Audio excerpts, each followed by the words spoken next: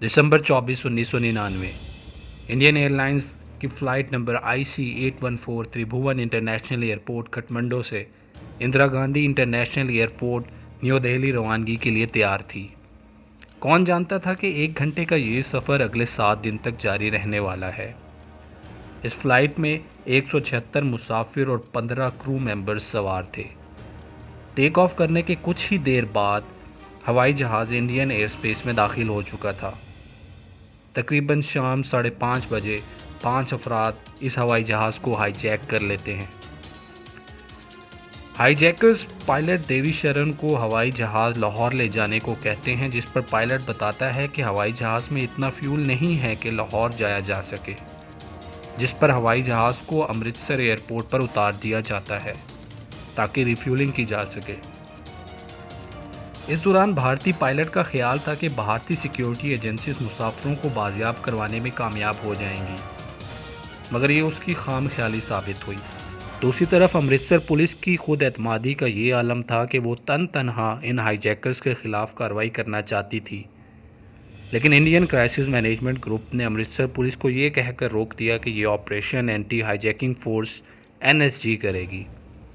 तकरीबन 45 मिनट हवाई जहाज़ अमृतसर एयरपोर्ट पर रुका रहा, मगर इस दौरान भारतीय सिक्योरिटी एजेंसीज की तरफ से किसी भी किस्म की कार्रवाई देखने को ना मिली।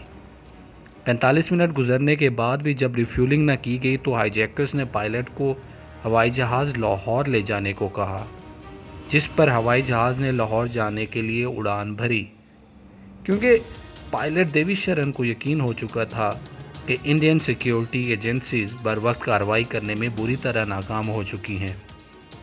इब्तदा में पाकिस्तान ने अपनी एयर स्पेस इस हवाई जहाज़ के लिए बंद कर दी थी, क्योंकि पाकिस्तान नहीं चाहता था कि ये हवाई जहाज़ लाहौर एयरपोर्ट पर उतरे। एयरपोर्ट अथॉरिटीज़ ने रनवे की सभी लाइट्स ऑफ कर दी थी और साथ ही साथ नेविगेशन एड भी बंद कर दी।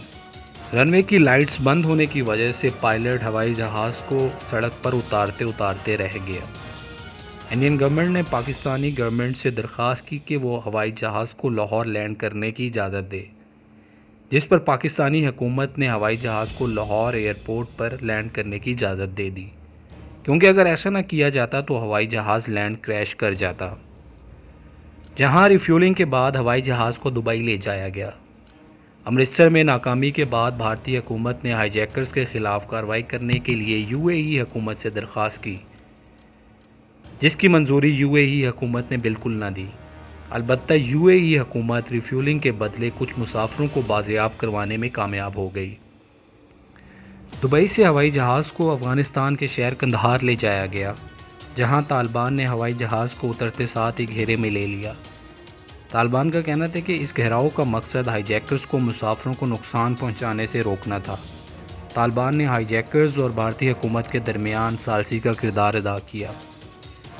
भारतीय हुकूमत सोच भी न सकती थी कि जहाज़ को हाईजैक करने का मकसद भारतीय जेल में कैद 3 अफराद को आज़ाद करवाना था, और वो 3 लोग थे मौलाना मसूद अज़हर, अहमद उमर सईद शेख, जिसे 2002 में पाकिस्तानी अथॉरिटीज़ ने अमरीकी सहाफ़ी डैनियल पर्ल को अगवा और कत्ल करने के जुर्म में गिरफ़्तार किया, और मुश्ताक अहमद ज़रगर। अपने शहरियों को बाजियाब करवाने के लिए इन 3 लोगों को रिहा करने के अलावा भारतीय हुकूमत के पास कोई चारा न था। लिहाजा Indian foreign minister Jaswant Singh अपने दीगर साथियों के हमरा इन 3 लोगों को कंधार लेकर गए, जहाँ इन 3 लोगों के तबादले में जहाज़ में मौजूद मुसाफिरों को बाजियाब करवा लिया गया।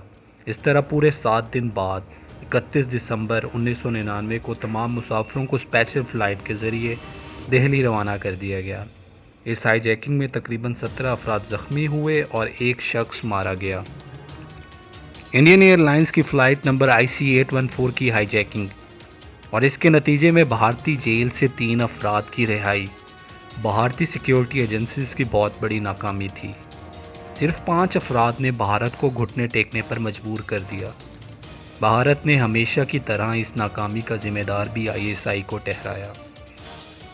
भारत अपनी सिक्योरिटी एजेंसी की इस नाकामी को बरसों याद रखेगा।